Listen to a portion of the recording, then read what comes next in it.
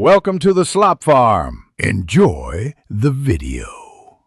You jump straight into the front office, open Myleague, and load the exact save where you want to switch teams. Once the franchise is active, go to the front office menu and find Manage Team or Change Team. This transfers control without re-rolling the season. Make sure autosave is off so you can revert if needed. If you lack full control privileges, assign them now, otherwise the change won't stick. Once done, prepare to adjust roster and staff immediately to keep continuity. You now pick the destination team and confirm the swap. The game will hand you control and load that team's assets. After the transfer, inspect rosters, active contracts, and injured players so you understand short and long-term liabilities. Make contract or trade decisions immediately if deadlines are near, and switch coaching staff, rotations, and playbooks to fit your system. This prevents mismatches and lost games.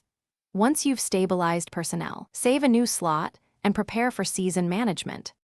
You finish by saving to a fresh slot so you can revert if anything goes wrong. Keep the original save untouched. If the game shows ownership flags, missing control, or incorrect roster details, go back to franchise options and toggle control settings or reassign ownership briefly, then reassign to yourself. If visual glitches or mismatched rosters persist, exit to the dashboard and restart the game.